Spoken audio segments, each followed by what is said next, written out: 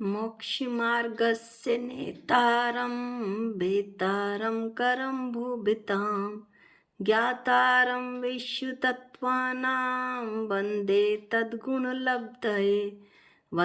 तद्गुणलब्धये। हम मास्टर की का अध्ययन कर रहे हैं।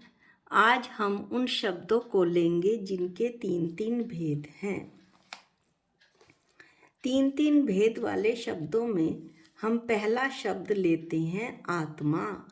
आत्मा तीन प्रकार की, बहिरात्मा, अंतरात्मा और परमात्मा।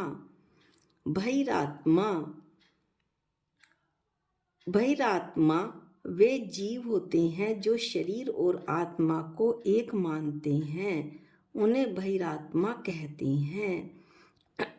अंतरात्मा जो शरीर आत्मा को अपने भेद विज्ञान से भिन्न भिन्न मानते हैं, वे अंतरात्मा अर्थात सम्यक दृष्टि होते हैं। तीसरा भेद है परमात्मा, जिन्होंने 4 घातीय कर्मों का नाश कर दिया है, 18 दोषों से रहित हैं, लोक तथा आलोक को जानने देखने वाले श्री अनंत परमेष्टि शरीर सहित सकल परमात्मा हैं। परमात्मा 2 प्रकार के, शरीर सहित और शरीर रहित। शरीर सहित सकल परमात्मा और शरीर रहित निकल परमात्मा। तो अनंत परमेष्टि सकल परमात्मा और सिद्ध परमात्मा जो शरीर रहित हो गए हैं, वे निकल परमात्मा हैं। इस तरह से हमने आत्मा के 3 भेद पढ़े, बहिरात्मा, अंतरात्मा और परमात्मा। अब हम काल के 3 भेद पढ़ेंगे, भूत, वर्तमान और भविष्य। भूत यानी जो बीत चुका है, वर्तमान जो चल रहा है और भविष्य जो आने वाला है। अब तीसरा शब्द है योग। योग जो है उसके 3 भेद हुए, मनोयोग, वचन योग और काय योग। सबसे पहले हम इसमें योग की परिभाषा कर पढ़ते हैं। वास्तव में तो आत्मा के प्रदेशों में जो हलन चलन होता है उसका नाम योग है। वह योग या तो शरीर के निमित्त से होता है, योग यानी परिस्पंदन हलन चलन, या वचन के निमित्त से होता है अथवा मन के निमित्त से होता है। इसलिए निमित्त के भेद से योग के 3 भेद हुए, जैसा कि अभी बताया, काय योग, वचन योग और मनोयोग। अब हम इसमें सबसे पहले पहला भेद पढ़ेंगे, काय योग। वीर्य अंतराय कर्म का क्षयपशम होने पर वर्गणा की सहायता से, काय वर्गणा की सहायता से जो आत्म प्रदेशों में हलन चलन होता है उसे काय योग कहते हैं। अब इसमें दूसरा भेद है वचन योग। वीर्य अंतराय और मति, अक्षर, आवरण आदि कर्मों के क्षयपशम होने से जब जीव के वाक लब्धि यानी वचन लब्धि प्रकट होती है और वह बोलने के लिए तत्पर होता है, तब वचन वर्गणा के निमित्त से जो आत्म प्रदेशों में हलन चलन होता है उसे वचन योग कहते हैं। तीसरा भेद है काय योग। वीर्य अंतराय और 9 इंद्रिय वर्ण का कर्म के क्षयपशम रूप मनोलब्धि होने पर मनोवर्गणा का आलंबन पाकर चिंतन के लिए तत्पर हुए आत्म प्रदेशों में जो हलन चलन होता है उसे मनोयोग कहते हैं। इस तरह से हमने योग के 3 भेद पढ़े, मनोयोग, वचन योग और काय योग। अब हम अगला शब्द जो लेंगे जिसके 3 भेद हैं, गुप्ती। गुप्ती के 3 भेद हैं, मनोगुप्ती, वचन गुप्ती और काय गुप्ती। गुप्ती सम्यक दर्शन पूर्वक विषय अभिलाषाओं को छोड़कर मन वचन काय की स्वच्छंद प्रवृत्ति को रोकना गुप्ती है। मन वचन काय की प्रवृत्ति को रोकने को रोककर अंतर्मुख होकर आत्मा में लीन हो जाना वास्तविक गुप्ती है। इस गुप्ती के भी 3 भेद हुए। इसमें से पहला भेद है मनोगुप्ती। मन की राग देश रूप प्रवृत्ति को रोकना, यानी संकल्प विकल्प से जीवन की रक्षा करना, वो मनोगुप्ती है। दूसरा है वचन गुप्ती। वचन की प्रवृत्ति को रोकना, मौन धारण करना, ये वचन गुप्ती है। फिर है तीसरा भेद काय गुप्ती। शरीर की प्रवृत्तियों को भली प्रकार से नियमन करना, यानी शरीर की प्रवृत्तियों को वश में करना, वो काय गुप्ती है। इस तरह से हमने गुप्ती के 3 भेद पढ़े, मनोगुप्ती, वचन गुप्ती और काय गुप्ती। अब हम अवधि ज्ञान पढ़ेंगे।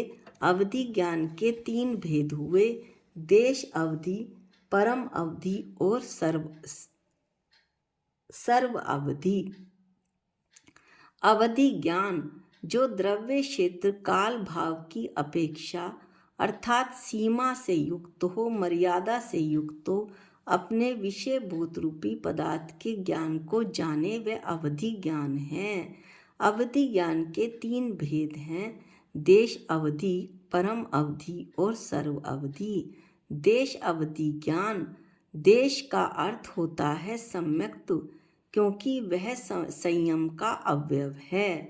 तो जिस ज्ञान की अवधि या मर्यादा संयम का अवयव हो, वह देश अवधि ज्ञान है, या सम्यक्त जिसकी मर्यादा हो, वह देश अवधि ज्ञान है। इसके बाद अगला है परम अवधि ज्ञान। परम अर्थात असंख्यात लोक मात्र संयम भेद ही उसमें एक देश था, परम में असंख्यात हो गया। परम अर्थात असंख्यात लोक मात्र संयम भेद ही जिस ज्ञान की अवधि अर्थात मर्यादा है, वह परम अवधि ज्ञान कहलाता है। सर्व अवधि, सर्व का अर्थ है केवल ज्ञान, उसका विषय जो अर्थ होता है वह भी उपचार से सर्व कहलाता है। सर्व यानी केवल ज्ञान। तो सर्व अवधि अर्थात मर्यादा, सर्व यानी केवल ज्ञान, जिसकी मर्यादा हो जिस ज्ञान की, वह सर्व अवधि ज्ञान कहलाता है। इस तरह से हमने 3 ज्ञान पढ़े। अवधि ज्ञान के 3 भेद पढ़े, देश अवधि, परम अवधि और सर्व अवधि। अब हम जो अगला शब्द लेंगे वो लेंगे लेश्या। लेश्या कषाय के उदय से अनुरंजित योगों की प्रवृत्ति को भाव लेश्या कहते हैं, और शरीर के पीत पद्म शुक्ल आदि वर्णों को द्रव्य लेश्या कहते हैं। शुभ लेश्या। अब इसमें हम सबसे पहले शुभ लेश्या के 3 भेद हैं, पीत पद्म शुक्ल, और अशुभ लेश्या के 3 भेद हैं, कृष्ण नील कपोत।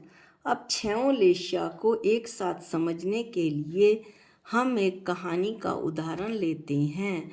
हो सकता है ये कहानी आप सब लोगों ने पढ़ी भी हो और इसका चित्र भी मंदिरों में देखा हो, लेकिन एक बार फिर 6 पुरुष थे। उन्होंने एक जामुन का वृक्ष देखा। वह वृक्ष पके हुए फलों से लदा था, शाखाएं नीचे की ओर झुकी थी। उन्हें उसे देखकर उन पुरुषों को फल खाने की इच्छा हुई। वे सोचने लगे कि किस प्रकार इसके फल खाए जाएं। एक ने कहा, वृक्ष पर चढ़ने से गिरने का डर है, इसलिए इसे जड़ से काटकर गिरा दिया जाए और सुख से बैठकर फल खाया जाए। दूसरे ने कहा, वृक्ष को जड़ से काटकर गिराने से क्या लाभ, केवल बड़ी बड़ी डालियां ही क्यों ना काट ली जाएं। इस पर तीसरा बोला, बड़ी डालियां ना काटकर छोटी छोटी डालियां ही क्यों ना काट लो, क्योंकि फल तो छोटी छोटी डालियों पे भी लगा हुआ है। चौथे को यह बात भी पसंद नहीं आई। उसने कहा, केवल फलों के गुच्छे ही तोड़ लो, हमें तो फल ही खाने हैं। पांचवें ने कहा, गुच्छे भी तोड़ने की क्या जरूरत है, केवल जो पके हुए फल हैं उन्हें ही नीचे गिरा दिया जाए। यह सुनकर छठे ने कहा, जमीन पर भी तो काफी फल गिरे हुए हैं, उन्हें ही खा लें, हमें तो फल खाने से मतलब है, इसी से हमारा कार्य सिद्ध हो जाएगा। अब हम देखते हैं कि इस कहानी में कौन कौन सी लेस्या किस किस व्यक्ति की थी। इस कहानी में जो पहला व्यक्ति था वह किशन लेस्या से युक्त था, दूसरा व्यक्ति नील लेस्या से, तीसरा व्यक्ति कपोत लेस्या से युक्त था, चौथा व्यक्ति पीत लेस्या से और पांचवा व्यक्ति पद्म लेस्या से युक्त था।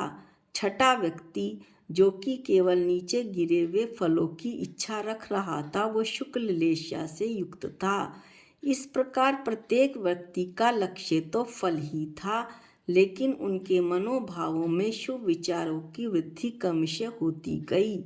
इस प्रकार किशन लेस्या सबसे पापी पुरुषों की होती है और शुक्ल लेस्या सबसे पुण्य पुरुषों की होती है। इस कहानी से हमें यह बात बहुत अच्छे से समझ में आ गई। आज हम इस वीडियो में इतने ही शब्दों का अध्ययन करेंगे। अगले वीडियो में अगले शब्दों का वर्णन करेंगे। निज निधि निज में बताई, ये अनंत उपकार है, इसके लिए जिन वाणी माँ को वंदनानंत बार है, वंदनानंत बार है। सबको जय जिनेंद्र।